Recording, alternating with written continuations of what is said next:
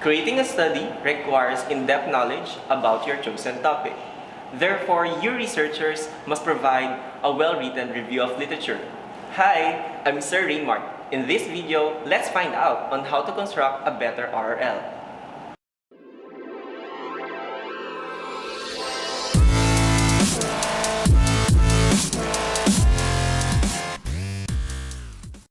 Review of related literature, or RRL, it is an area where researcher examines concepts, theories, or studies related to their topic. To construct your RRL, you must know its structure. The first part of RRL is concept review.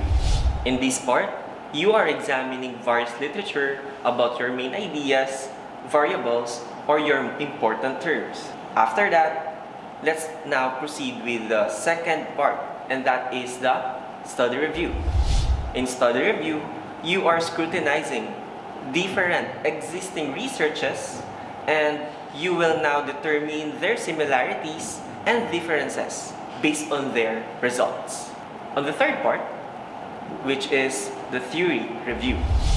In this section, you are examining or evaluating the theory or theories that you think are significant to your study. And once you're done reviewing your concepts, studies, and theories, you can now have your synthesis. In synthesis, you are providing your overall understanding. And in this part, you are also identifying your research gaps. These research gaps will help you to go further with your study. Hello researchers, again, I'm Sir Raymart, and this is the second part of discussion about RRL. In this video, let's find out what are the 6 steps in writing the RRL. As you start writing your RRL, let me give you 6 steps. Step number 1, you must clearly identify your problem or objectives before doing your review work. Identifying your problem or objective before writing helps researchers in selecting related literature.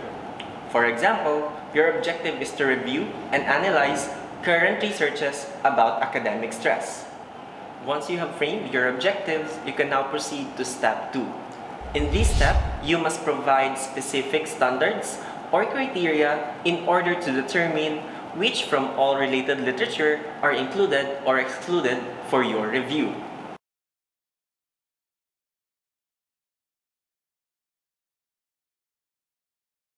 After that, step 3 is all about retrieving literature that passed from your standard or criteria.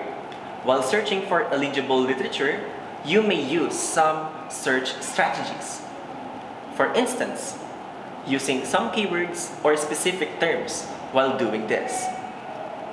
In relation to step 3, step 4 is all about assessing the quality of your related literature.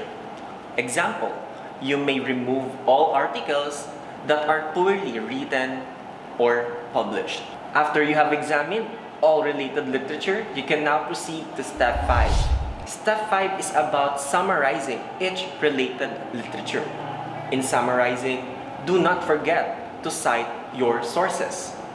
Also, you can use some cohesive devices to achieve a clear, logical flow of discussion. And please take a look for some examples of our cohesive devices.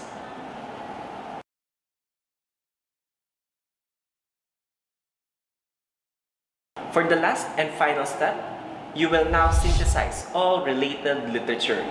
And to help you synthesizing your related literature, here are some guide questions that you can follow.